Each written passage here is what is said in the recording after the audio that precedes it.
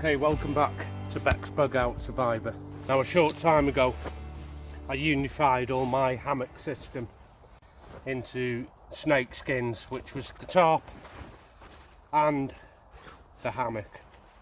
But I am using a 20 denier tarp which has impregnated silicone to the inside and PU coating. The problem with the initial idea of this was the end of the hammock on the continuous loops was just poking out the end of the tarp by maybe an inch. It would have been enough to wet the hammock, but instead it's all come together quite nicely. You'll notice on the front of the pack here are all the things I keep separate. So this would be my tent stakes, the cordage, and the actual tree webbing suspension. All the things I know that are going to be wet. The only thing that's going to get wet is the actual inside of the snakeskin itself. I'm going to show you how I even dry the inside of the snakeskin if it does become wet from the tarp. And all I need to do is just pull back on the snakeskins to reveal the hammock and everything inside. So let's go ahead and do this, and I'll show you how the hammock is still inside the actual tarp. Have a peek in there.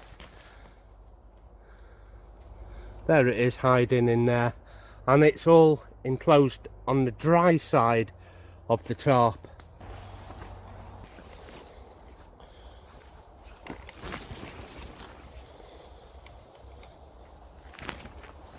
Let's see how it's secured in.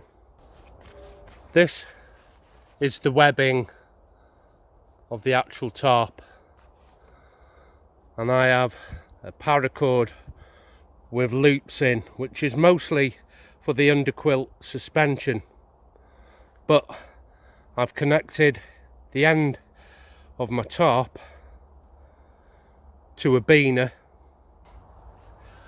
The trouble I had was getting everything measured up.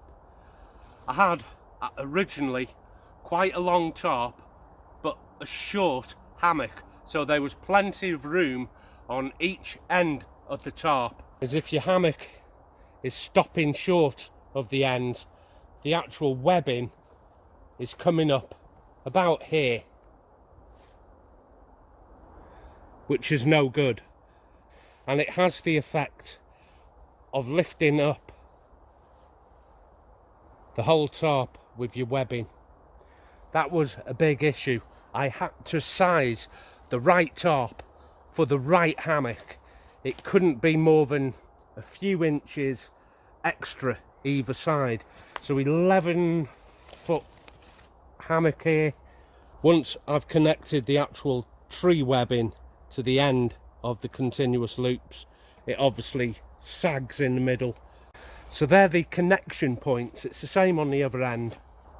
I have rings of paracord coming to an S-beaner onto the continuous loop of the actual hammock, same on the other side. The actual webbing itself has been removed. If this gets wet, it will transfer damp to the system.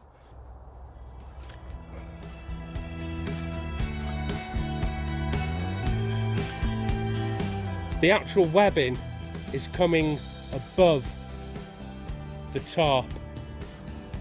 I bet you on nearly every system you've seen on YouTube, the actual webbing straps for the hammock are underneath the height of the tarp, somewhere around here. Now that's great in the summer because you can elevate your tarp very high up. But in the winter, I don't want that much air ventilation coming underneath the bottom of the tarp. I like mine more like a tent, right down to the ground, but with a hammock running through it. And that way I'm off the ground. When we first looked at this on the quicks tip, I made a bowling loop on the end of the tarp like that, and that is for the webbing strap This is what enables me to get my hammock closer to the ridge here, and I can have the tarp sat on the floor from the tree above the height of the tarp through the bowline here. I disconnect this temporary housing to transport the hammock on that and put the webbing through.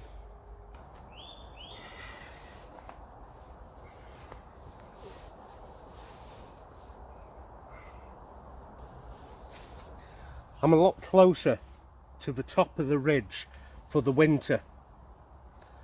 It means I can pull the tarp all the way down and peg it right to the ground, and that can only be achieved because the hammock straps are above the height of the tarp. So in winter I bring the tarp right down to the hammock. In the summer I wouldn't use the bowline loop on the end of the tarp line. I'd have the tarp sat very high up. The tarp itself would be splayed out wider and corded out, staked to the ground, plenty of ventilation. But this method allows me to accommodate winter and summer without having to change anything other than whether I use the bowline loop at the end of the tarp line. That is all that is for. Some people come around the tree and have the V section like that and hang the webbing inside that V section. That is great. That will work exactly the same way. You don't need the bowline loop. The bowline loop is for pure convenience. So that is the 2.0 system, and really the secret is I've got to find a hammock that is a suitable length for the actual tarp. Too small a hammock and the lines aren't going to fit, and it'll start interfering with this end of the tarp here. Too long a hammock, and that would have wet and then wicked all the way down. I know this is 11-foot hammock, meaning I've got a 4-meter tarp. I want to dry out the inside of the snakeskin. I'll show you how that's done. Disconnect the hammock and put it back on its temporary housing like that. Remove the webbing, and really this is just kit care, and it's just a case of turning the snakeskin inside out.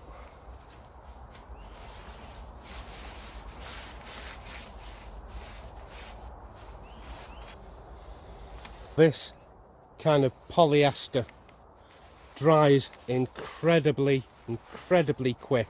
There's nothing to it really.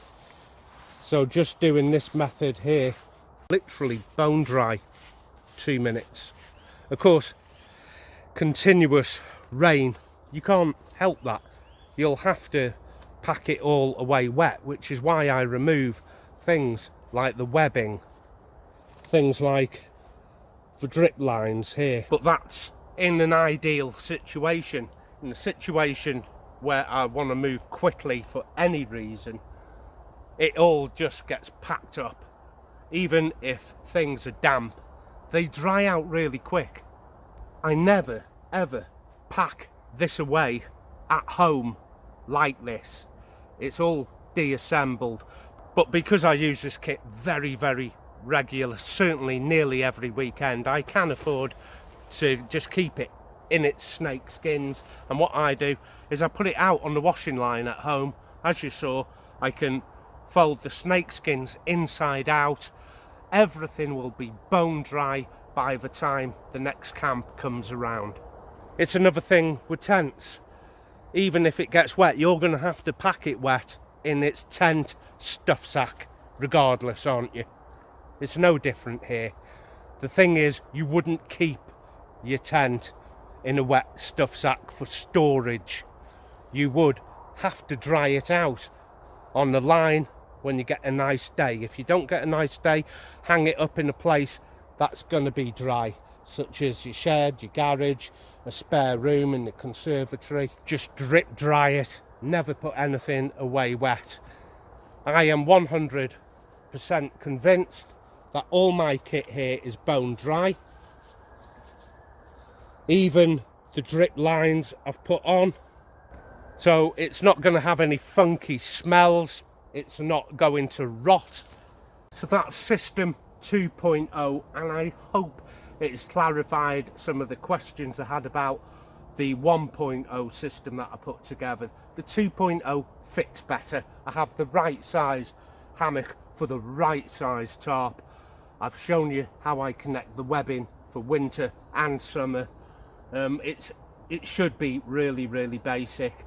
I have never had any wicking issues through transportation from one camp to the other.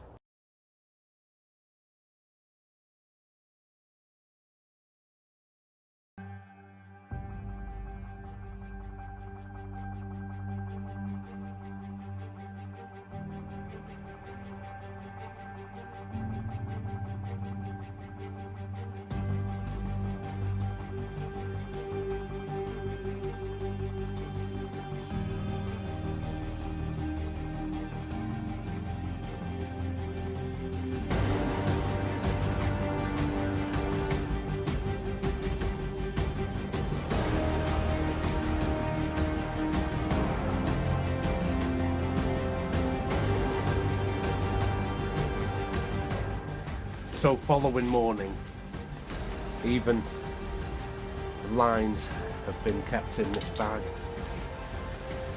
for hours, the cordage, and most importantly, the damp snakeskin.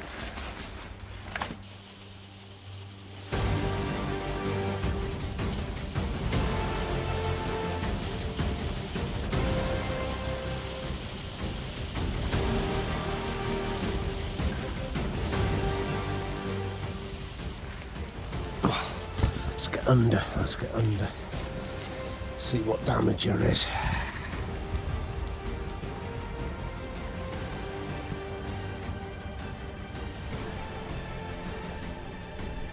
Touching it to my cheek, can find out just how damp it is. The only damp coming off is the damp off my hands. It's bone dry. Of course it is. There can't be any permutation between the inside and the outside of the tarp, unless of course you've got a canvas tarp. Bone dry, absolutely bone dry. Likewise is the tarp. The outside of the tarp will dry very, very quickly as soon as it stops raining. Before you pack it, check whether these bits, the webbings, are dry, because the actual hammock is always to the dry side of the tarp when it's in its snakeskins. When I get home, it's erected on 2 trees and just left to air dry using the snakeskins pulled inside out. If I want them drier quicker, I put them in the tumble dryer. I never ever wash it. I never show it any detergent. It'll just have a water wash. Get bird crap off as soon as it lands on it, because it will degrade the tarp. The hammock itself I can run through the tumble dryer after disconnecting all of the elements on the end there. So there's the kit care you need for system 2.0. You will see this a lot in future videos, and even in prior night camp videos. You may not have noticed, but this is the setup. Until next time, take care, and take care of your kit and each other. That was cheesy.